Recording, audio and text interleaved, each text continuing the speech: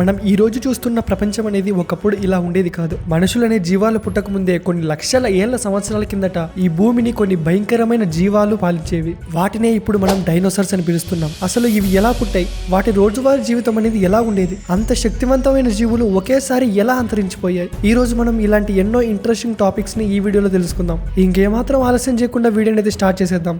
Hello friends, welcome to APS for the information YouTube channel.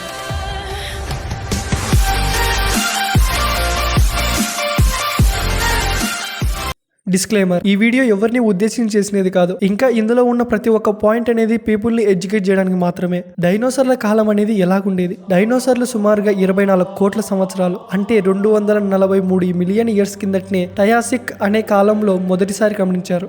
ఈ పేరుని బాగా గుర్తుపెట్టుకోండి, మీకు ఎప్పుడైనా పనికొస్తుంది. ట్రయాసిక్ అనే కాలంలో మొదటిసారి భూమి మీద డైనోసార్లు అనేవి పుట్టాయి. వీటికి ముందు భూమి మీద అనేవి జీవాలు లేవా అంటే ఖచ్చితంగా అయితే ఉన్నాయి, కానీ అవి డైనోసార్లు అయితే కాదు. వీటికన్నా ముందు భూమి మీద భారీ బల్లులు, సర్విస్వాపాలు అనే ఒక డిఫరెంట్ జీవాలు అయితే ఉండేవి. వాటి ఆకారం ఎలాగుండేదంటే కొన్ని వందల అడుగుల బిల్డింగ్లు ఎలాగుండేవో అంత భయంకరంగా అయితే ఉండేవి. ఆ బల్లులు సరిపాలు చూడడానికి అంత భయంకరంగా ఉంటే డైనోసార్లు వాటికంటే వేగంగా, వాటికంటే బలంగా ఉండేవి. డైనోసార్లు ముందు కాలం జీవాలు రెవల్యూషన్ కావడానికి కొన్ని వేల లక్షల సంవత్సరాల ఇయర్స్ పడితే డైనోసార్లు మాత్రం చాలా తొందరగా పరిణామం చెందాయి. అంటే చాలా తొందరగా గ్రో అవుతూ ఉన్నాయి. సేమ్ మనకు యుగాలు ఉన్నట్టే ఆ టైంలో డైనోసార్ల గుడికి కొన్ని యుగాలు ఉండేవి. వీటిని మొత్తం 3 భాగాలుగా అయితే విభజిస్తారు. మొదటిది ఇంకా మనం చెప్పుకుని వచ్చేది ట్రయాసిక్ యుగం. 201 మిలియన్ సంవత్సరాల నుంచి 252 మిలియన్ సంవత్సరాల కింద ప్రతి ఒక్క డైనోసార్ అనేది ఈ ట్రయాసిక్ యుగం కిందకి వస్తాయి. ఇంకా మొదటిసారి డైనోసార్లు కనిపించింది గుడికి ఇదే అని మనం చెప్పుకున్నాం. ఆ టైంలో డైనోసార్లు చూడడానికి చాలా చిన్నగా ఉండేవి. మరీ అంత చిన్నగా కాదులేండి,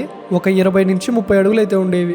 రెండో యుగం జురాసిక్ యుగం. ఇవి 145 మిలియన్ సంవత్సరాల కింద నుంచి 200 మిలియన్ సంవత్సరాల కిందటి వరకు వస్తాయి. ఇంకా డైనోసార్లు అనేవి భారీగా అభివృద్ధి చెందడం ఇప్పుడే స్టార్ట్ అయ్యింది. అంతేకాకుండా భూమి మీద అడవుల గుడికి విపరీతంగా ఈ టైంలోనే స్టార్ట్ అయ్యాయి. అండ్ ఫైనల్ ఇంకా లాస్ట్ యుగం క్రిటేషియస్ యుగం. డైనోసార్లు అనేవి అంతరించిపోయినవి ఈ కాలాన్ని. ఇందులో 145 మిలియన్ సంవత్సరాల నుంచి 66 మిలియన్ సంవత్సరాలకు చెందిన ప్రతి ఒక్క డైనోసార్ ఇక్కడే వస్తుంది. ఈ టైంలో ఆ డైనోసార్స్ అనేవి ఎలాగుండేవంటే ఇప్పుడు ఒక దేశానికి ఉన్న పిఎం కన్నా వాటికి ఎక్కువ పవర్స్ ఉండేవి. అంటే పవర్ పరంగా కాదు, వాటి వేగం, వాటి శక్తి, వాటి ఆలోచన, వాటి భయంకరమైన రూపం అలా అన్నమాట. అంతేకాకుండా ఆ టైంలోనే ఇప్పుడు మనం ఏవైతే ఫ్లవర్స్ చూస్తున్నామో, పుష్పించే మొక్కలు అనేవి ఈ టైంలోనే భూమి మీదకి వచ్చాయి. సెకండ్ పాయింట్, డైనోసార్ల జీవితం అనేది ఎలాగుండేది? అసలు మీకు తెలుసా? డైనోసార్లు కేవలం నాన్ వెజ్ మాత్రమే తినవు. అదే వేటాడి చంపి మాంసం తినే డైనోసార్లు మొత్తం ఉండేవి కాదు. చాలా మటుకు శాకాహార డైనోసార్లు ఉండేవి, అంటే వెజ్ డైనోసార్ లాగా. డైనోసార్లని ఆ టైంలో 2 భాగాలుగా విభజించారు. ఒకటి శాకాహారులని, 2 మాంసాహారులని. ఇంకా శాకాహార విషయానికి వస్తే ట్రైసెరాటోప్స్ అనే కొన్ని జీవాలు అండ్ డిప్లోడోకస్ అనే డైనోసార్లు కేవలం చెట్లను, ఆకులను తినేవి. ఇంకా వీటి శక్తి గాని, వేగం గాని, మేధాశక్తి గాని నాన్ వెజ్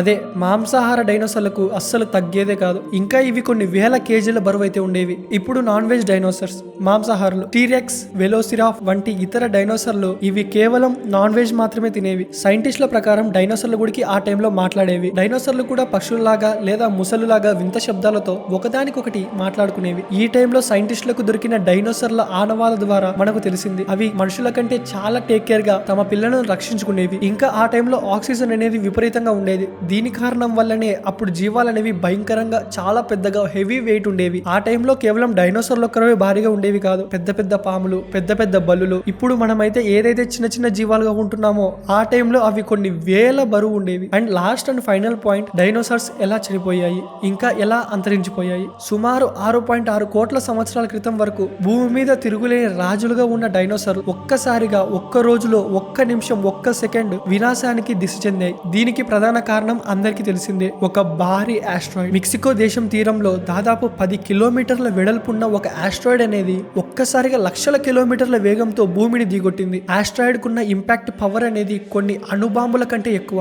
వెంటనే భూమి మీద సునామీలు, భూకంపాలు మరియు అగ్నిపర్వతాల పేలుళ్ల వల్ల లక్షలాది డైనోసార్లే కాదు, ఆ టైంలో ఉన్న ప్రతి ఒక్క జీవరాశి, ప్రతి ఒక్క పక్షి, అడవులు, సముద్రాలు, పువ్వులు, పళ్ళు ప్రతి ఒక్కటి అంతరించిపోయాయి. అలా ఒక్కసారిగా ప్రపంచం మొత్తం అంతరించిపోయింది. ఆ టైంలో సిచ్యువేషన్ అనేది ఎలాగుందంటే ఆస్ట్రాయిడ్ ఢీకొట్టిన వేగానికి అక్కడ విపరీతంగా ధూళి ఇంకా పొగ అనేది విపరించింది. దాని కారణం వల్ల సూర్యుడు అనేది భూమికి చేరలేదు. అంటే సన్ రైజ్ అనేవి భూమికి అస్సలు తగలేదు. ఒకసారి మీ ఇమాజినేషన్ కి వదిలేస్తున్నా ఆ టైంలో ఎంత భయంకరంగా ఉండేదని. ఇది కేవలం 1-2 రోజులు, మహా అయితే 10 రోజులు జరగలేదు. కొన్ని సంవత్సరాలు, కొన్ని ఏళ్ల పాటు భూమిని చీకట్లో ఉండిపోయింది. ఆహారం లేక మిగతా డైనోసార్లన్నీ కూడా అంతరించిపోయాయి. కానీ డైనోసార్ లో ఉండే డిఎన్ఏ అనేది ఇప్పుడు ఉంటున్న మన కోడి పిల్లల్లో లేదా కొన్ని వివిధ పక్షులలో ఉన్నాయని సైంటిస్టులు చెప్తున్నారు. మన చుట్టూ ఉన్న పిచ్చుకలు, కాకులు ఒక రకంగా డైనోసార్లు వారసులు అని చెప్తున్నారు. అండ్ ప్రతి ఒక్క డైనోసార్ జీవనకాలం వచ్చేసరికి మనిషిలాగానే 70-100 సంవత్సరాల వరకే జీవించేవి. డైనోసార్లు అంతరించిపోవడం వల్లనే మనిషి పుట్టకకు అవకాశం కలిగిందని సైంటిస్టులు చెప్తున్నారు. ఒకవేళ ఆ ఆస్ట్రాయిడ్ ఢీకొట్టకపోతే ఈ రోజు ప్రపంచం ఇలా ఉండేది కాదు. అండ్ ఒకవేళ ఈ టైంలో డైనోసార్లు వస్తే